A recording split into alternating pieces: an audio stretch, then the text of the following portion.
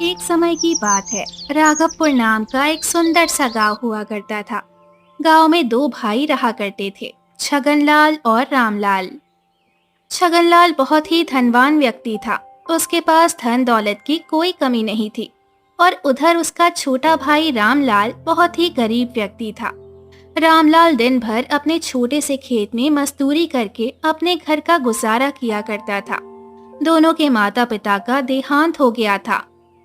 माता पिता के गुजर जाने के बाद छगनलाल ने बड़ी ही चालाकी से सारा धन और सारी दौलत हड़प ली और रामलाल को छोटी सी जमीन दे दी ताकि वो अपना गुजर बसर कर सके। लेकिन छगनलाल इतना सारा धन पाकर भी खुश नहीं था। उसके मन के कोने कोने में धन का लालच भरा हुआ था। उसके पास जितना धन था उसे उतना ही कम लगता था। अब उसकी नजर उसके छोटे भाई की जमीन पर थी। छगनलाल किसी भी तरह अपने छोटे भाई रामलाल की जमीन हड़पने की फिराक में था, क्योंकि रामलाल की जमीन बहुत ही ज्यादा उपजाऊ थी। उसमें बहुत ही अच्छी खासी फसल बिना खाद या फिर बिना कुछ ज्यादा मेहनत के ही हो जाती थी।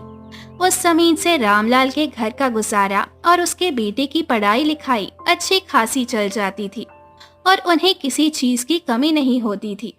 रामलाल उसी जमीन के बल पर अपने बेटे को शहर में पढ़ा रहा था। अरे रामलाल, ओ कैसे हो भाई? मैंने सुना है कि तुम अपने बेटे को शहर में पढ़ा रहे हो और इतनी थोड़ी सी जमीन में खेती कर रहे हो। बताओ, इतनी कम जगह में खेती करके भला तुम अपने बेटे को कैसे पढ़ा पाओगे? उसके खर्चे के लिए भला पैसे कैसे जोड़ पाओगे? क्या तुमने ये सोचा है अभी शहर में कितने खर्चे रहते हैं? वो तो है भैया, आप बात तो ठीक ही कह रहे हो, पर मैं कोई ना कोई इंतजाम तो कर ही लूंगा।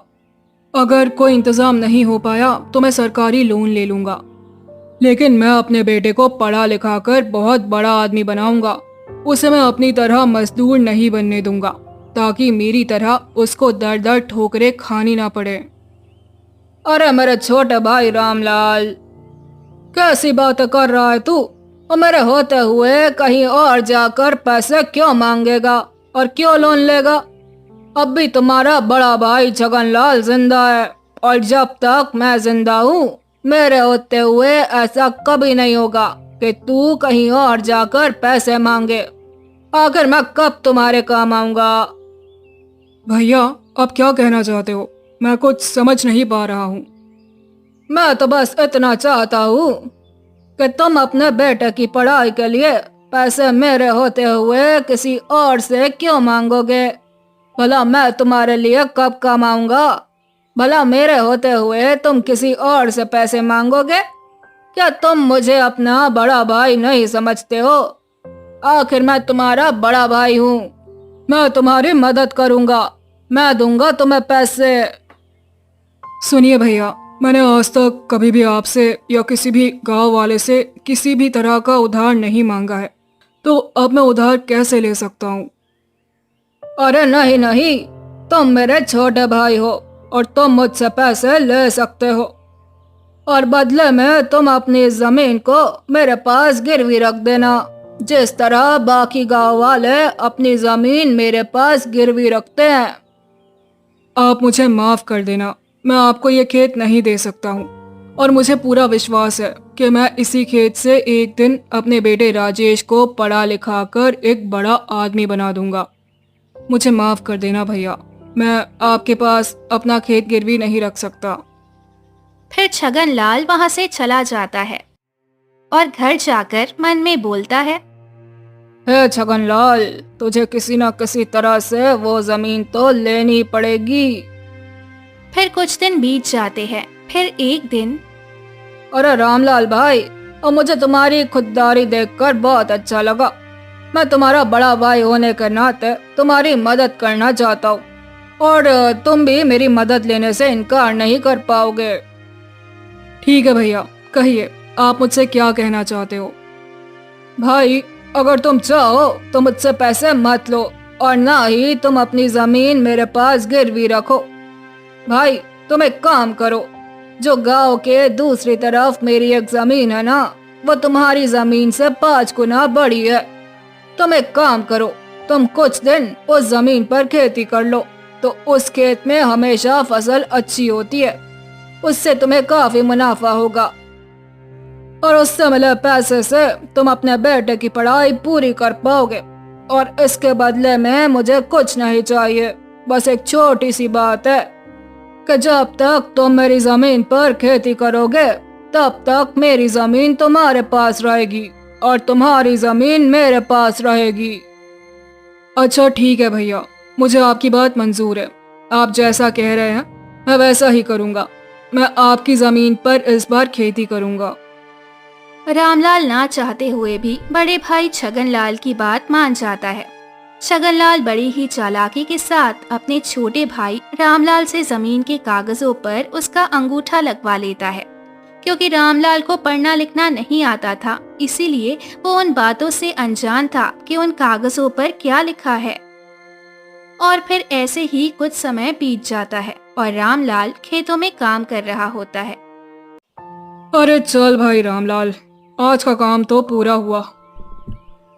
मैंने बाजार से लाए सारे पौधे खेत में लगा दिए। देखो तो कितने हरे भरे सुंदर दिख रहे हैं। बस कल सुबह का इंतजार है। मैं कल सुबह आकर इन्हें फटाफट सींच दूंगा। चलो अब मुझे भी घर चलना चाहिए। दिन भर खेत में काम करते करते मैं बहुत थक गया हूँ और मुझे बहुत जोरों की भूख लग रही है। आज लक्ष्मी को बोलूंगा आज बहुत बढ़िया खाना बनाए।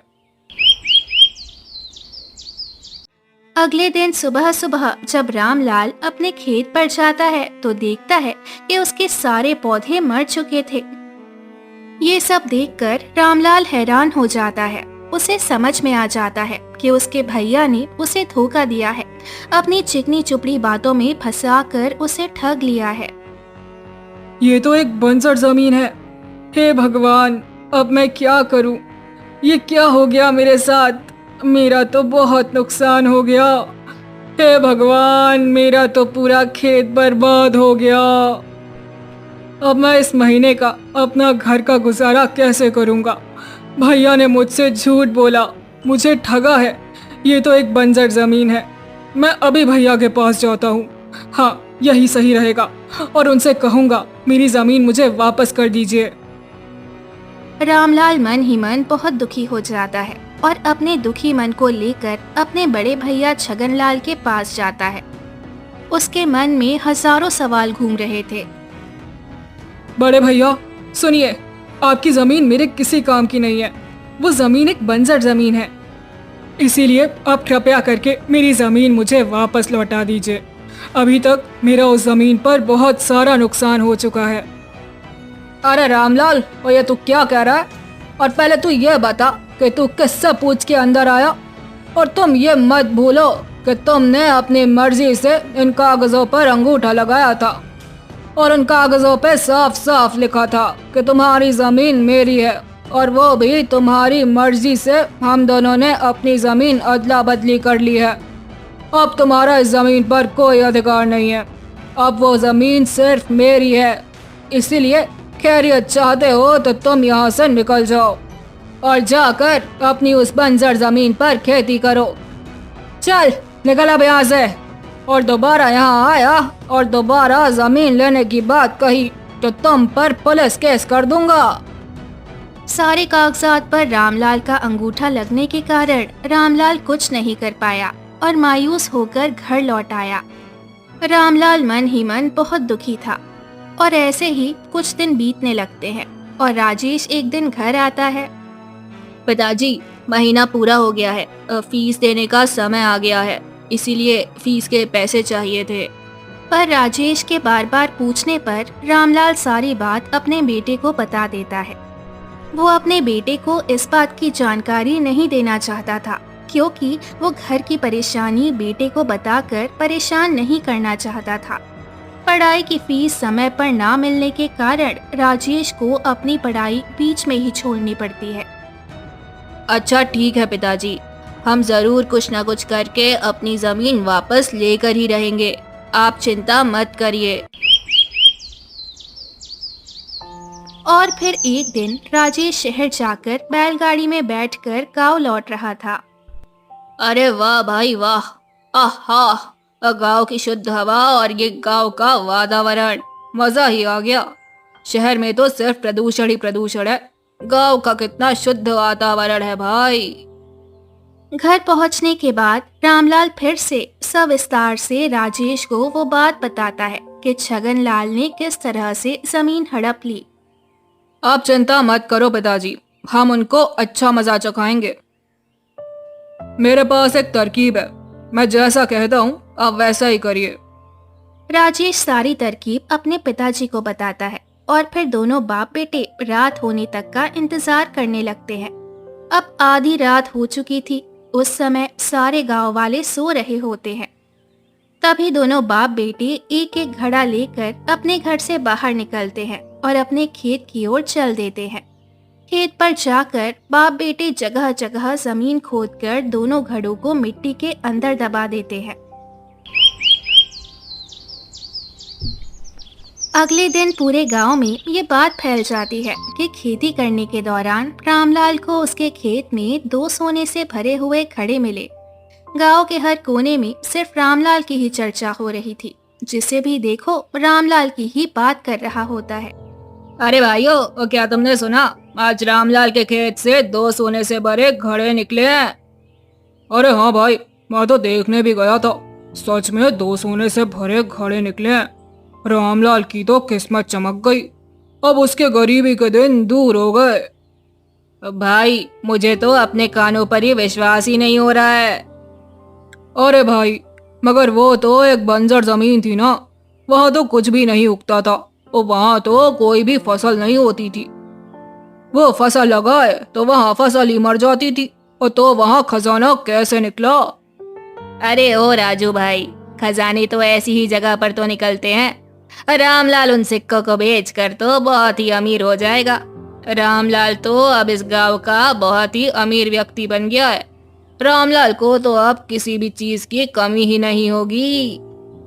ये बात जब छगनलाल के कानों तक पहुंचती है तब छगनलाल ये बात सुनकर बहुत ही ज्यादा बौखला जाता है। तो आखिर ऐसा कैसे हो सकता है? बेकार से बंजर जमीन से सोने से भरा घड़ा कैसे निकल सकता है? और वो भी 2-2। और मतलब उस बंजर जमीन में और भी खजाना हो सकता है। अब इससे पहले कि रामलाल उस बंजर जमीन के सारे सोने के घड़े निकाल ले, मुझे वो जमीन रामलाल से वापस लेनी पड़ेगी। छगनलाल बौखलाया हुआ तुरंत रामलाल के घर चला जाता है। अरे रामलाल भाई, मुझे मेरी जमीन वापस चाहिए। मुझे मेरी जमीन दे दो। तुम मुझे मेरी जमीन वापस कर दो और तुम तुम्हारी जमीन वापस ले लो। हमने तो वो जमीन आपस में अदला बदली ली थी ना, और अब मेरी जमीन आपकी है और आपकी जमीन मेरी है। और आप ही ने तो मुझसे कागजात पर अंगूठा लगवा लिया था, और अब भला आप वो जमीन मुझसे क्यों मांग रहे हो? अब तो वो जमीन मेरी है और मैं वो जमीन आपको क्यों दूं? नहीं भैया, उस जमीन से मुझे बहुत लाभ हुआ है। मैं आपको वो जमीन नहीं दे सकता हूँ। कृपया करके वो जमीन मुझसे ना मांगे। अरे मेरे छोटे भाई, मैं तो उस दिन तुमसे मजाक कर रहा था ताकि तुम उस जमीन पर खूब मेहनत करो और फसल उगाकर अपने बेटे को आगे तक शहर में पढ़ा सको। और ये देखो, यहाँ रहे उस जमीन के कागजात। तुम इन कागजातों को रख लो और तुम मुझे अब मेरी जमीन वापस कर दो। राजेश छगनलाल की सारी बातें सुनकर बोलता है, आपको आपकी जमीन वापस मिल जाएगी, पर जमीन वापस करने से पहले मेरी एक शर्त है। हाँ हाँ हाँ बेटा, और मुझे तुम्हारी सारी शर्तें मंजूर हैं। आपको हमारी जमीन और उसके कागजात वापस करने होंगे, और आपको वो जमीन लेने के लिए 10 लाख रुपए भी देने होंगे। तभी हम आपको वो जमीन वापस देंगे और ये सारे काम कागजात पर लिखित होगा। मुझे तुम्हारी सारी शर्तें मंजूर है। अच्छा तो ठीक है, अब मैं चलता हूँ। मैं कल ही तुम्हारे सारे पैसे दे दूंगा और तुम्हारे सारे कागजात पर साइन भी कर दूंगा। अगले दिन छगनलाल सुबह सुबह ही रामलाल के घर पहुंच जाता है और सारे कागजों पर साइन कर देता है और इसके साथ ही साथ रामलाल को 10 लाख रुपए भी दे देता है। सारी प्रक्रिया पूरी हो जाने के बाद छगनलाल तुरंत ही अपने नौकर रामू को लेकर खेत पर पहुंच जाता है। सुनो रामू, अब पूरा खेत खोद डालो और मुझे तुरंत ही सोने से बड़ा घड़ा निकाल दो। जी मालिक, मैं अभी ही सारे खेत को खोद डालता हूँ और सारे सोने से भरे घड़े को निकाल कर आपको दे देता हूँ। रामू खेत की खुदाई करना शुरू कर देता है और धीरे धीरे करके वो पूरा खेत खोद डालता है, लेकिन उसे कुछ भी नहीं मिलता है। ये देखकर छगनलाल बहुत ही चिंतित होने लगता है। रामू, वो देखो, और कुछ मिला क्या? नहीं मालिक, अभी तक कुछ भी नहीं मिला है। मैंने तो पूरा खेत खोद दिया है। छगनलाल अपने आप को कोसने लगता है। हे भगवान, ये क्या हो गया? मुझे तो कुछ भी नहीं मिला। मुझे तो उन बाप बेटों ने बहुत ही आसानी से मूर्ख बना दिया। साथ ही साथ जमीन के कागजात और मेरे 10 लाख रुपए भी ले गए। मैं तो लुट गया, बर्बाद हो गया। मैंने रामलाल के साथ बुरा किया, इसीलिए मेरे साथ बहुत बुरा हो गया। अब मैं क्या करूं? राजेश ने नकली सोने के सिक्के डाले हुए थे जो राजेश ने शहर से लाए हुए थे। अब राजेश फिर से शहर जाकर पढ़ाई करने लगता है और रामलाल भी अपने खेत में खुशहाली से खेती करता है।